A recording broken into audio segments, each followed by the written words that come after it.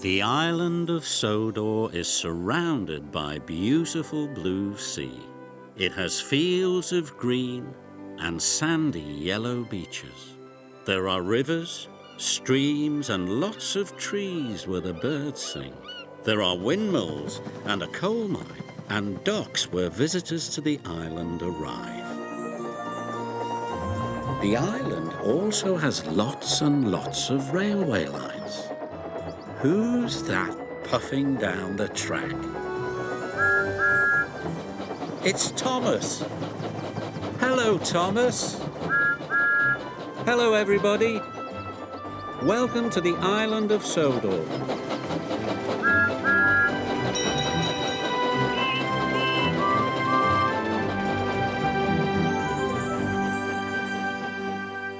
The Fat Controller had a special for Thomas. You're to take two of Miss Jenny's machines to Maithwaite Forest. They're repairing the lightning tree.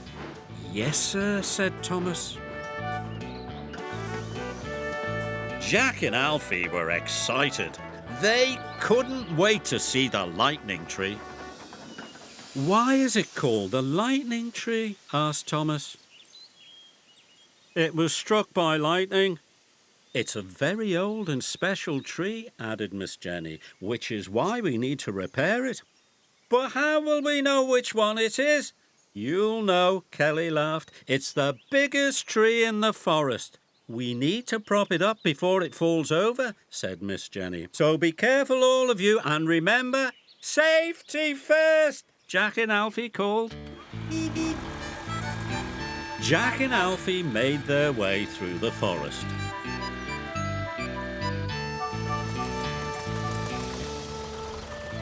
Look, gasped Alfie. The lightning tree, cried Jack. The foreman had inspected the damage. Roots were pulled up. The lightning scar was long and deep. The tree looked like it would soon topple over. Jack and Alfie approached very slowly. They had remembered what Miss Jenny said about being careful.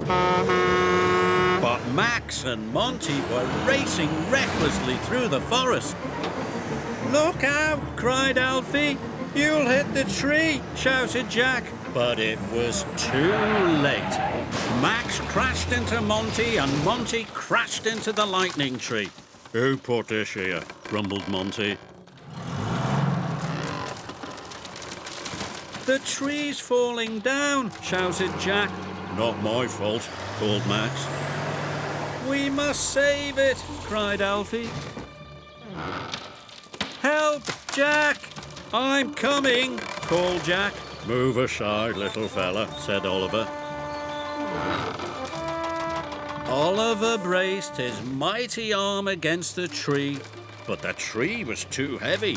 Kelly, shouted Jack, we need more help. Before long, Kelly was helping too. The three of them struggled to hold the tree upright. Get the props, called Kelly's operator. Jack raced off to get the props from Thomas. The machines strained to hold up the tree, but they were getting very tired. Soon the prop trolley had been attached to Jack and he was on his way. Thomas hoped Jack would get to the lightning tree in time.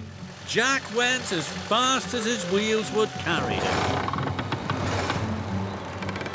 Alfie pushed and pushed until his arm ached. I don't think I can hold this much longer, groaned Oliver. But Jack raced up just in time.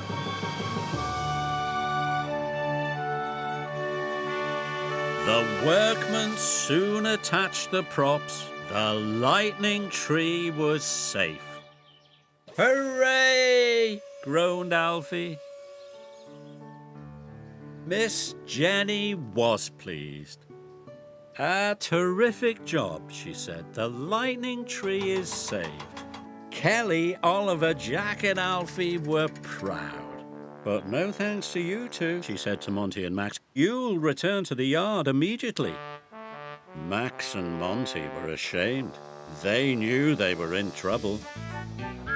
Later, Thomas was taking Alfie and Jack back to Miss Jenny's. "Look!"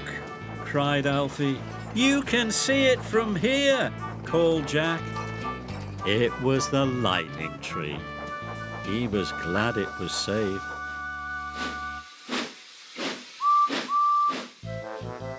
There had been a big storm on the island of Sodor. Trees were down and fences had been blown over. Kelly and Isabella had been clearing fallen trees since the crack of dawn. Ned and Max were helping remove a landslide. Nelson and Oliver were on their way to clear Henry's tunnel. The Fat Controller sent Thomas to take his friends to the football ground. "We must leave immediately," said Miss Jenny. "The car park is covered with fallen trees." "Tomorrow is the big game," said Thomas. "We'll have to move the trees today," clattered Jack. "You can rely on us, Steam Buster." "I'm sorry, Buster," said Miss Jenny kindly, "but this is a job for lifters, pushers and haulers." Buster was sad.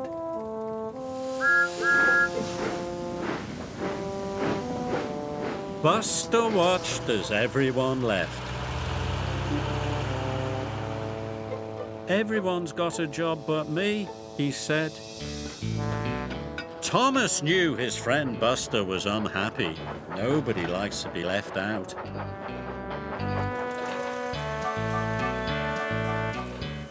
At the football ground, everyone was working very hard, clearing up the fallen trees.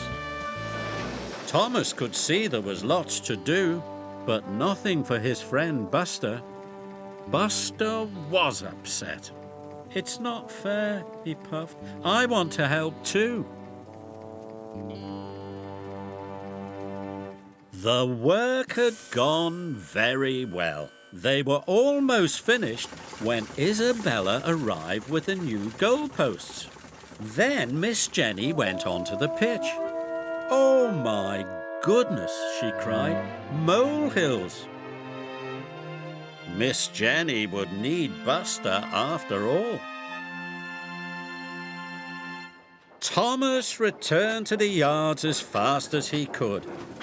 "Buster, I've come to take you to the football ground," he chuffed cheerfully. "Miss Jenny needs you urgently." Buster was so excited he thought his boiler would burst. Yippee!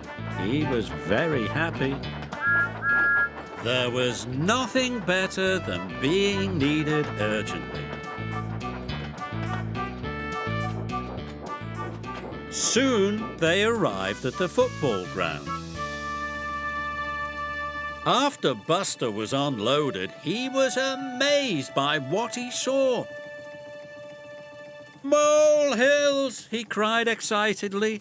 "Hundreds of them! It looks like a giant currant bun, only green."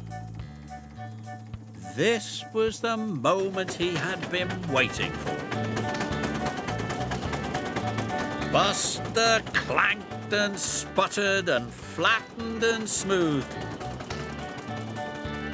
Even the moles were impressed. "He's good, very good." His smoke was blowing, his steam was white and feathery. Mm. Mm. Mm. Mm-mm.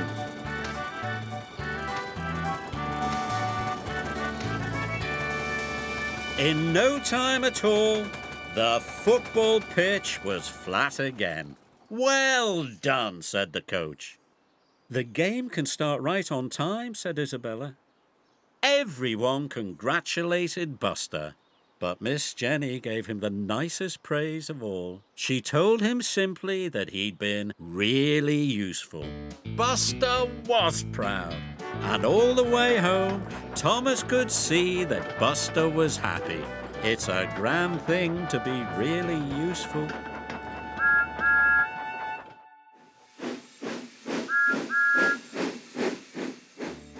Thomas and Kelly had just arrived at the new library site. The wind's blowing hard, chuffed Thomas. Too hard, frowned Kelly. Strong winds are dangerous for a crane. The wind was blowing so hard that Jack and his friends could hardly get their work done. Kelly's crane arm didn't like the wind. Uh-oh, this is bad. Look out, cried Jack, but it was too late. Are you all right? Chuffed Thomas. I think so, but is anyone else hurt? No, said Jack, but you've demolished the shed. Soon, Kelly was back on Thomas's low loader. I'm sorry, Miss Jenny, said Kelly. Wasn't your fault, Kelly, said Miss Jenny. We'll get you back to the yard so those repairmen can look at those wheels. I'm glad it's only your wheels, said Thomas. Me too, said Kelly, but he was worried. What if he fell over again and hurt someone?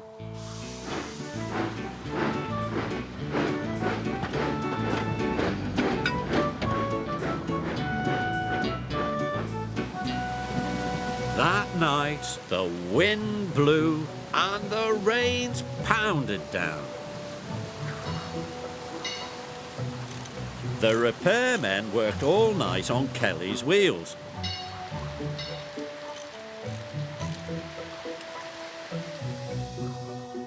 The next morning, the sheds were empty. Everyone had gone to work except Kelly. The rain had stopped, but the wind was still blowing. He was worried. Then Miss Jenny came to the sheds with urgent news. Isabella has come off the road at the quarry bridge. We must rescue her at once. Kelly was still afraid he might fall over and hurt someone. Can't you send someone else? He asked. Kelly, there is no one else. Isabella's in trouble, said Miss Jenny, and we must rescue her. Isabella was scared. She didn't like teetering on the edge of the road like a seesaw. Soon, Kelly and Miss Jenny arrived. Isabella, are you all right? Asked Miss Jenny. I think so, answered Isabella. Kelly had to remove the piano first. The wind blew and the piano swayed. Oh dear, be careful. Soon Kelly lowered the piano safely onto the ground. Now he had the hardest job of all, to rescue Isabella. Slowly he started to pull Isabella back onto the road. The wind blew harder. Isabella began to teeter. Oh! Kelly was worried. He stopped. What's wrong? Cried Isabella. The wind's too strong, said Kelly. You can do it, Kelly, called Miss Jenny. You can do it. Kelly knew he couldn't let the wind stop him. He started his winch again. He pulled harder and harder.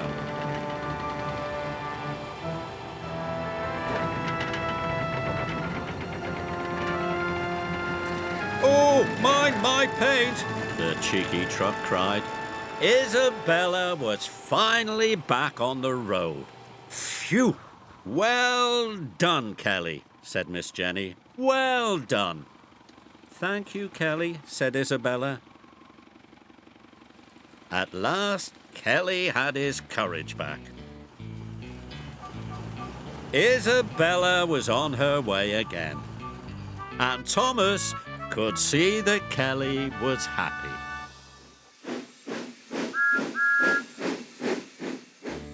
It was summer on the island of Sodor. Percy enjoyed working in the sunshine, and he liked being able to say hello to all his friends. Hello, Nelson, Percy called. Nelson was so busy he barely had time to honk back.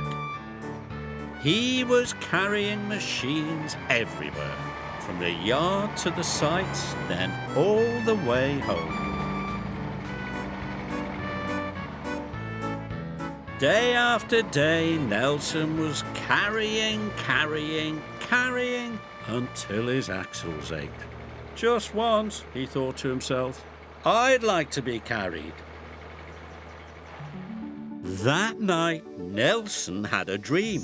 He dreamt he was sailing through the countryside. The breeze was blowing. He was enjoying himself, and he realized he was being carried. The next morning, Miss Jenny woke him from his dream. Thomas has had an accident at Maithwaite Crossing, said Miss Jenny. The Fat Controller needs you to take him to the repair yard.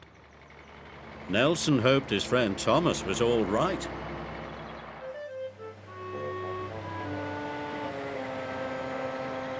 When Nelson arrived, he saw Thomas had come off the rails and had broken a wheel. Thank you for coming, chuffed Thomas. We'll get you back in no time, replied Nelson. Nelson had to be very careful. He'd never carried a steam engine before. Thomas's driver and Nelson's operator set to work at once. Nelson struggled as he winched Thomas aboard. You're heavier than a bulldozer and a steamroller put together, Nelson exclaimed. Thomas was surprised. I'm only a tank engine, he said.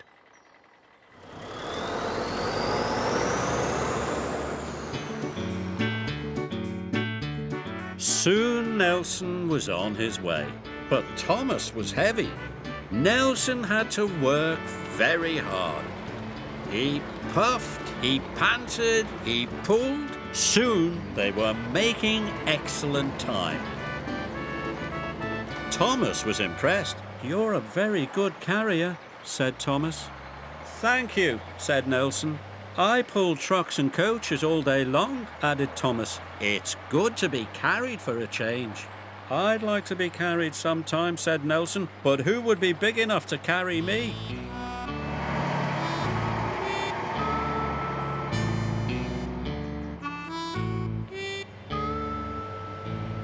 Soon they arrived at the repair yard. Well done, said the Fat Controller. You are a really useful truck. Nelson was tired, but he felt very proud. You can leave Thomas on the lower loader, said the Fat Controller. Miss Jenny needs you back at the yards immediately. Yes, sir, said Nelson. I'll drive as fast as I can. That won't be necessary, said the Fat Controller. I'm taking you, cried Percy. Nelson could not believe what he had heard. Soon Nelson was aboard Percy's low loader, and with a shout of, "Thank you, everyone," they were off. Percy was giving Nelson a splendid ride. It was as magical as he had dreamed. All Nelson had to do was look and listen as the beautiful Sodor countryside rolled peacefully by. It's an excellent day, said Nelson cheerfully. Percy was happy. His friend was enjoying himself.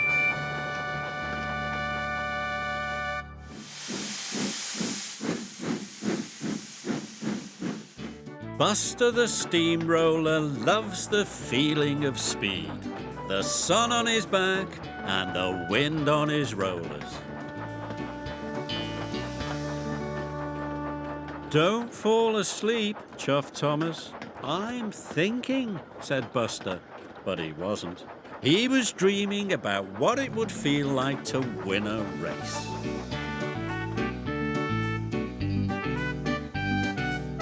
Thomas had brought Buster to the Sodor racetrack where his friends were working. They were going to finish the track today. It was a responsible job. The track had to be made safe. Buster flattened the track around the final bend. He was still dreaming about winning a race. And the winner is Buster, the fastest steamroller in the world. Vroom, vroom, Buster cried. You think you're fast, teased Monty. If you were going any slower, you'd be going backwards, teased Max. But Buster paid no attention. He was having too much fun. Finally, the work was finished and Miss Jenny came to inspect the site. You're a good crew, said Miss Jenny, but the track still needs testing. Can I test it, Miss Jenny? Asked Buster. I'm the fastest steamroller in the world. More like the slowest, snickered Max. Monty snickered too. Perhaps all three of you should test it, said Miss Jenny. The foreman will give you the all clear, but remember, no speeding. Of course not, said Monty. But Max and Monty knew they were going to go as fast as they could. They waited for the foreman to give the all-clear signal. I'm ready, cried Buster. You couldn't beat a snail, said Max. Not even a sleepy snail, added Monty. The foreman raised his flag. Max and Monty were speeding away. You jumped the signal, grumbled Monty. Did not, snapped Max. Buster trundled happily down the track as fast as his rollers would carry him, which wasn't very fast at all. Monty was so cross he bumped Max. Ow, cried Max, you've dented me. You're in the way, snapped Monty. Buster was having a wonderful time. Max was cross with Monty. He decided to bump him back. Before they knew it, they skidded off the track and into a ditch. Meanwhile, Buster trundled happily on. Said the bull. Ooh, said Monty and Max, and they struggled out of the ditch. Monty and Max sped down the track. Buster was trundling towards the finish. Go, Buster! Cheered the other machines. Hooray for Buster! Go, Buster! Oh, no, said Monty. It can't be, said Max. But it was too late. Buster chuffed and puffed across the finish line. When Max and Monty crossed the line, they were still arguing. I came second, cried Max. Third, snapped Monty. You won, Buster, said Jack. And I wasn't even speeding, he said. When Thomas came to collect Buster, he was pleased. I brought a steamroller, he said, but I'm taking a champion back. And he helped prove the track is safe without speeding, added Miss Jenny. Buster was proud. Vroom, vroom, he said, as Thomas chuffed past Monty and Max. I did come second, said Max. Third, snapped Monty.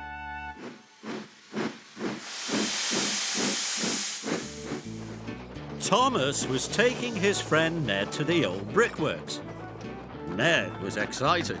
Today I get to demolish, called Ned. Demolish, chuffed Thomas. Knock buildings down, cried Ned cheerfully.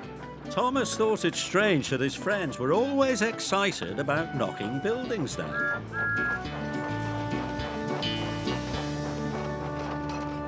Miss Jenny had shown the foreman the demolition plans.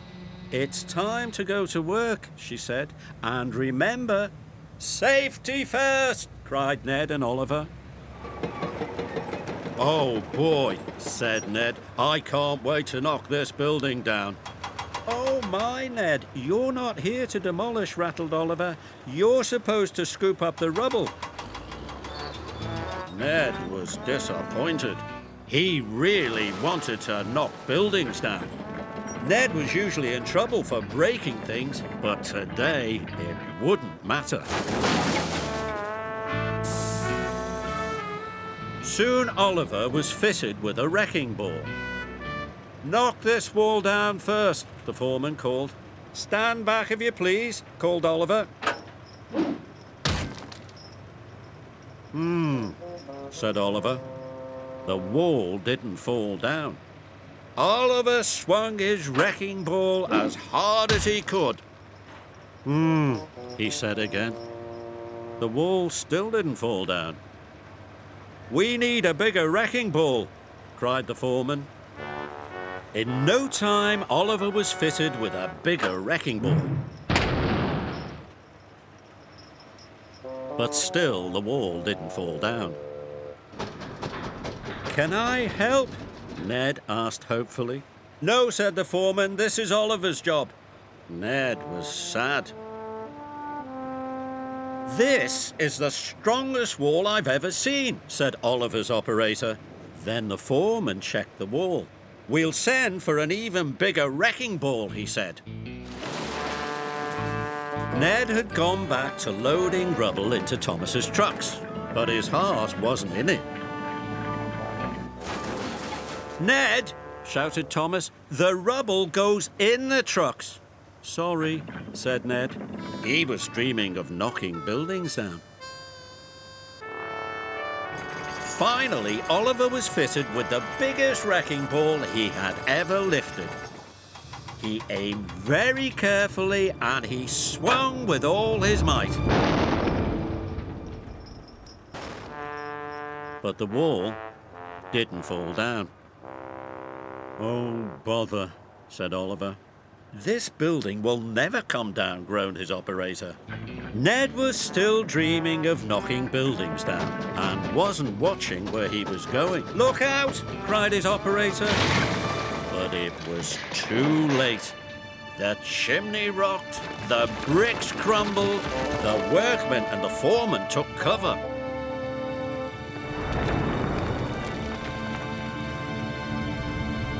Oliver and Thomas watched in amazement.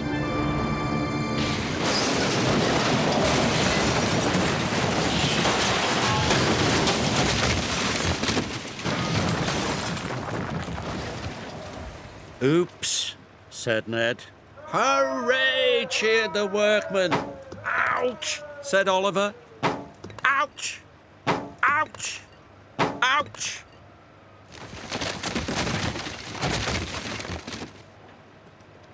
Oliver was dirty and dented, and Thomas's trucks were full. "Bust my buffers!" cried Thomas. "I'm loaded." "I did it! I did it!" cried Ned proudly. "Smashed to smithereens!" he steamed. "Do you want me to break anything else?" "Ow!" "No!" sighed Oliver.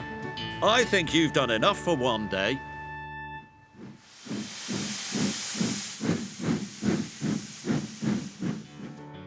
It was a simmering summer's day on the island of Sodor. The Fat Controller had sent Thomas to help Jack and his friends at the building site. They were busy working on the foundations for the new community centre. Patrick was pouring concrete for a new platform.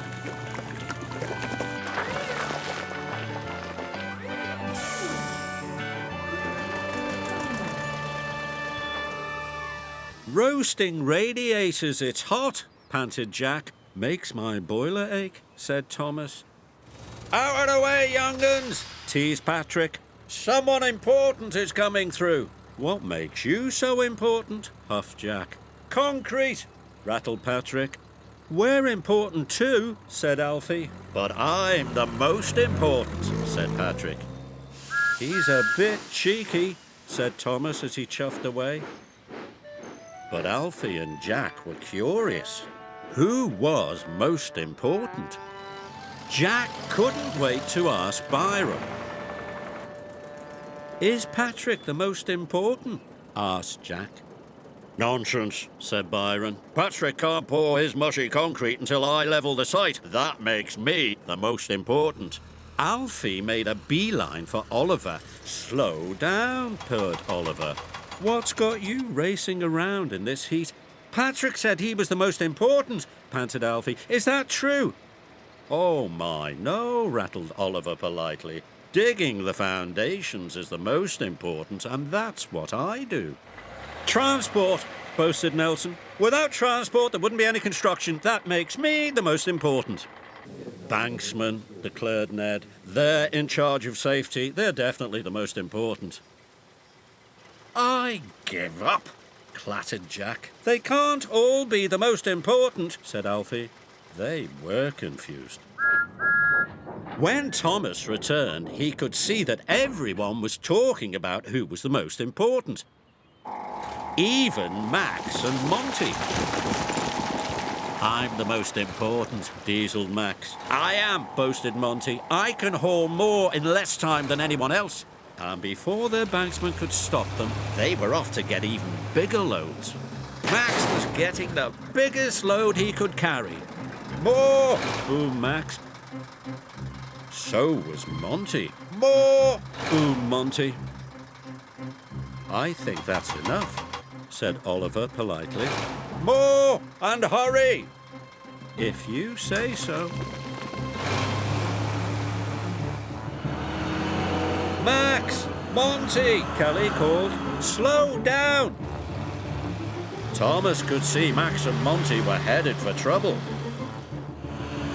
I'm the most important, snapped Max. I am, blasted Monty. I am!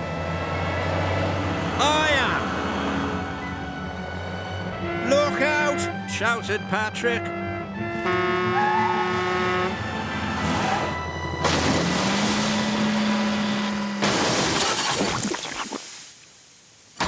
Oh! Flatten my fenders, shouted Monty. Not my fault, called Max. My beautiful concrete, moaned Patrick. My beautiful blue paint, moaned Thomas. Miss Jenny was cross when she heard the news. I'm very disappointed in you two, she said to Max and Monty. You've caused a lot of trouble, and look at poor Thomas. We were only trying to show who's the most important, groaned Max. You're all part of a team, said Miss Jenny. There's no such thing as most important. Not even Patrick, clattered Jack. Patrick, scolded Miss Jenny, were you bragging about concrete again? I might have said something.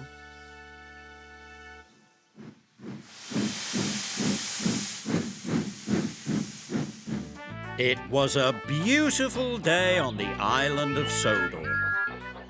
Thomas was bringing his friend Alfie to a demolition site.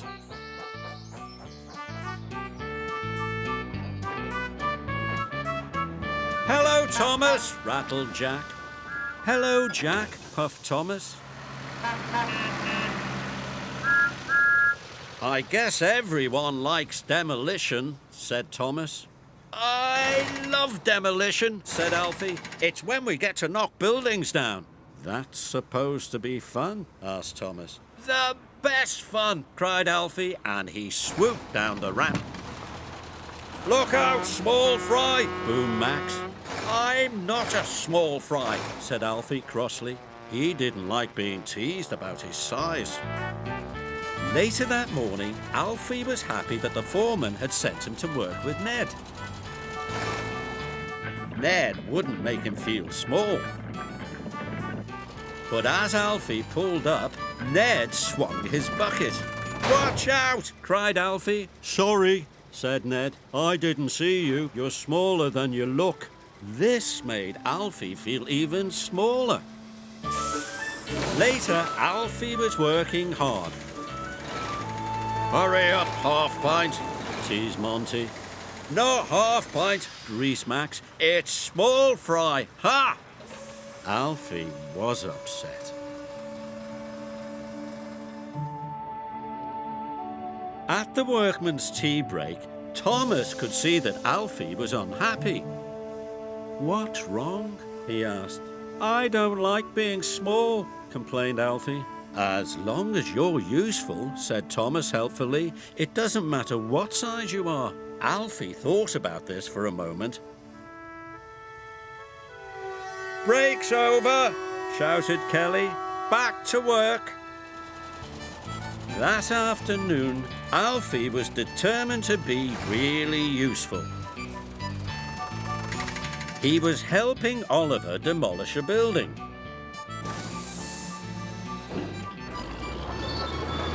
Oliver's giant scissor claw grabbed the top of the wall.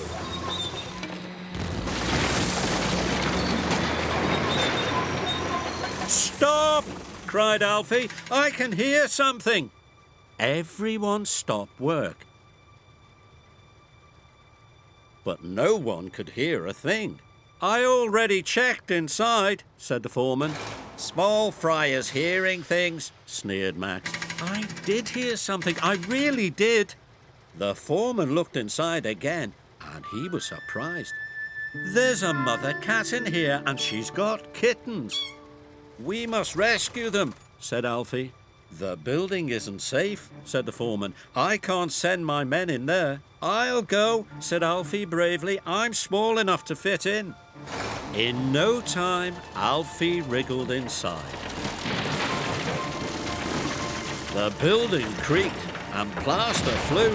Alfie held up his scoop for the cat and the kittens to jump in. Here, kitty, kitty, Alfie coaxed. But the cat and the kittens didn't move. Suddenly, the upper wall started to crumble. Hurry, kitty, kitty, Alfie cried. But it was too late. Quick as a wink, Alfie covered the cat and her kittens with his scoop. And just in time. Phew. The cat and the kittens were safe. Well done, said Miss Jenny. It's a fine family of kittens. I couldn't have rescued them if I'd been any bigger, said Alfie. You may be small, said Kelly, but you've got a big heart and a really useful scoop, said Thomas. Alfie was proud, and he never complained about being small again.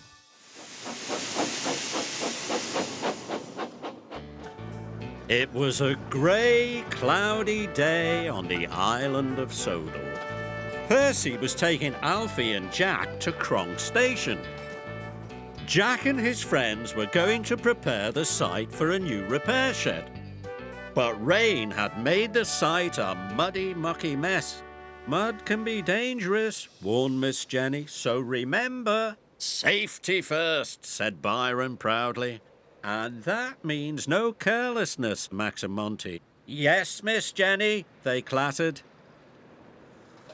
Jack and Alfie were having a wonderful time. Alfie liked mud, and this was the muddiest mud he had ever seen. Mud, glorious mud, Alfie shouted as he spun around. Byron was working very carefully. His cuts were straight and precise. Look at that, he chugged, a work of art. But no one noticed how carefully Byron was working. Max and Monty were still up to no good. Bust my buffers, cried Percy. What do you think of my trench, Oliver? Byron asked proudly. But Oliver didn't answer. He was too busy trying not to sink in the mud. Oh! Byron was upset. He wanted someone, anyone, to say, well done. Max and Monty were still up to no good. Ready, go! Watch out, shouted Alfie, but it was too late. Max broke the water supply pipe. Water gushed everywhere. Suddenly, Alfie was sinking into a muddy hole. Help! He cried. I'll get him, clattered Jack. No, shouted the foreman. You'll get stuck too. A workman shut off the water, but there was no way Alfie could get himself out. "Byron," Miss Jenny cried, "can you help Alfie?" "I'm coming, Alfie," he shouted.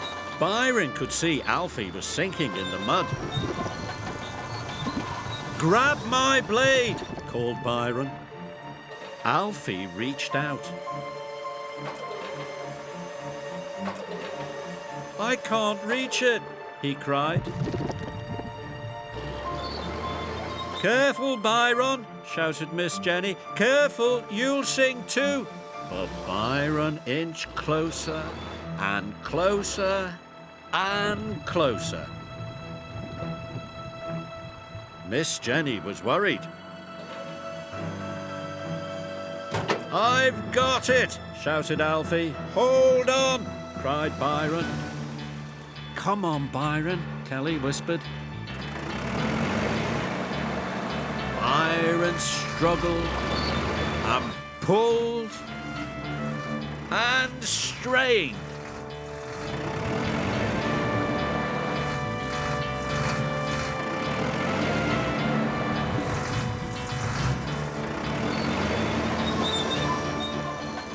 At last, Byron pulled Alfie to safety. Alfie was happy to be out of the mud, and Percy was glad his friend was safe. "Well done, Byron," he said. "Yes, well done," said the foreman. "Well done," shouted Kelly. "Well done," shouted everyone. Byron was proud. He had more well dones than he knew what to do with. That night at the yards, Miss Jenny had stern words for Max and Monty. "You'll be spending the next 3 days in your sheds," she said, "and you should be ashamed of yourselves. You could have seriously hurt someone with your carelessness." "We're sorry, Miss Jenny," said Monty and Max, and they truly were. It was a beautiful day on the island of Sodor. Thomas was taking the Fat Controller to the new school building site. The Fat Controller had given the land for the school.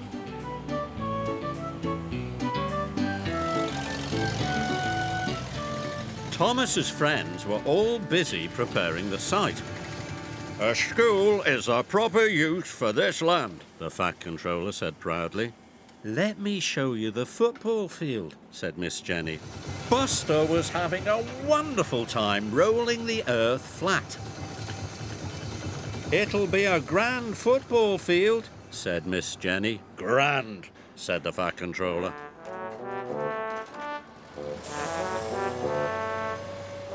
Alfie was happily digging foundation trenches for the school library. "It'll be a splendid library," said Miss Jenny. "Splendid," said the Fat Controller. "And this will be the swimming pool," she said. She explained that Oliver had to dig carefully.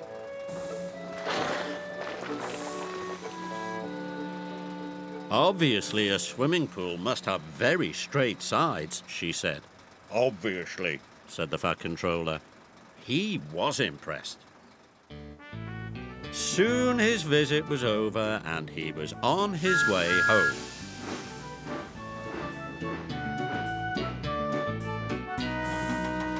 Max was becoming impatient. "Hurry up," he scowled. But Oliver would not be hurried. Hump! He was determined to dig carefully.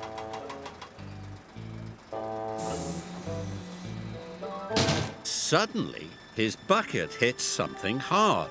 He slowly scraped away the air. "Hurry up there!" roared Max. "But I found something," cried Oliver. "Look!" "Rubbish!" snipped Max. "It might be important," said Oliver's operator. "I'll call Miss Jenny," said the foreman. And Miss Jenny called the Fat Controller. And the Fat Controller called the experts. "Amazing," said the expert with the red moustache. "This is a dinosaur bone." "A dinosaur bone," said Ned. Dinosaurs were animals that lived a long time ago, said Miss Jenny. Their bones are all that's left. Well, Oliver, said the expert with the fuzzy beard, I wonder if you'd do some more digging for us.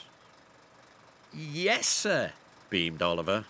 He was excited. Soon the experts roped off the area. Oliver changed over to his smallest chisel. This job called for delicate digging.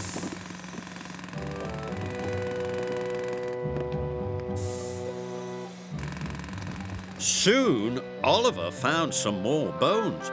Ooh! And some more. And some more. He had uncovered the skeleton of a whole dinosaur. Everyone cheered. This is an important day for the island of Sodor, said the Fat Controller. Thanks to Oliver's careful digging, said Miss Jenny. Makes me proud to be an excavator, said Alfie.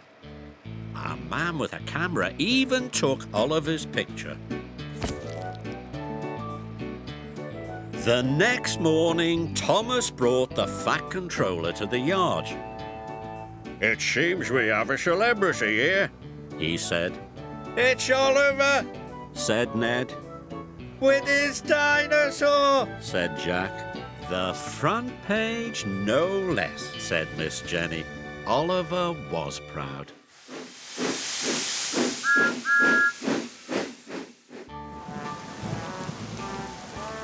It was a rainy, muddy day on the island of Sodor. Thomas was glad he didn't have to work in the mud like Miss Jenny's machines. The machines were digging foundations for the new dairy barn.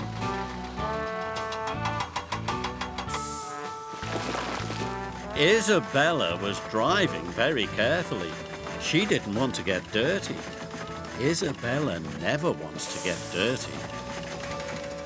Hurry up, rattled Alfie. You always take the long way round. I take the clean way round, puffed Isabella. Suddenly, Alfie's engine spluttered. Help, he cried. I'm out of diesel. The rest of the machines were running out of fuel too. Jack spluttered and stopped. I can't even bounce my bucket, he said. Without more diesel, we'll never finish this job on time, said Miss Jenny. The foreman had bad news. The fuel truck's broken down, he said. It can't bring the diesel. I'll call the Fat Controller, said Miss Jenny. We need to get some diesel fuel to Miss Jenny, said the Fat Controller. Thomas, I want you to leave for Kronk Station immediately. Yes, sir, chuffed Thomas. It's a good thing you steamers don't use diesel, said Miss Jenny. Isabella, I'm sending you to meet Thomas. Off with you, and be careful. Isabella gritted her gears and steamed off for Kronk Station. She was hoping she wouldn't get too dirty.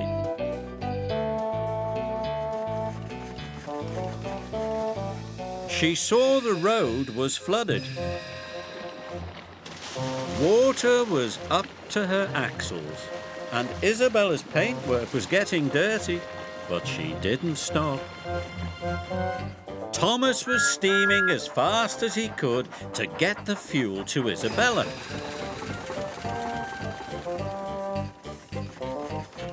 Suddenly, Isabella saw a policeman. Stop, he said. There's been a mudslide. The road is blocked. Isabella knew Miss Jenny's machines were counting on her. Then I'll drive across the field, she said bravely. She left the road and skidded across the muddy field. Yuck, she cried. Isabella was so dirty, she didn't even look like herself.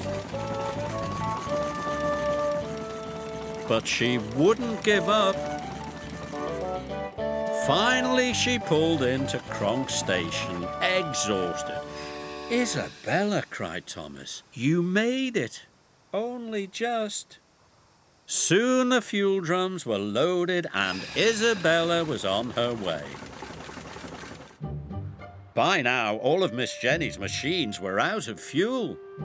The site had never been so quiet. Isabella sloshed and splashed and struggled through the muddy water. Suddenly, the machines heard a strange rattle and a rumble. The muddiest, grubbiest flatbed truck they had ever seen steamed through the gates. "Isabella!" cried Alfie. "You made it!" cried Miss Jenny.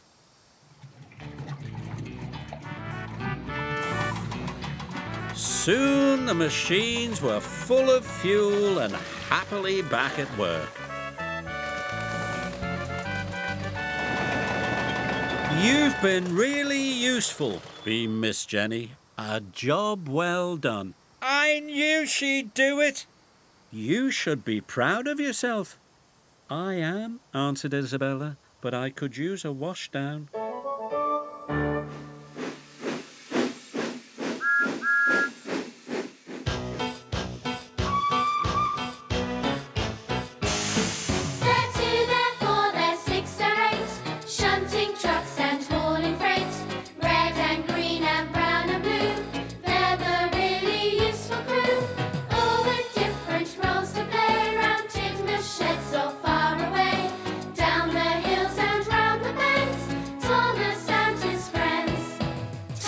He's the cheeky one.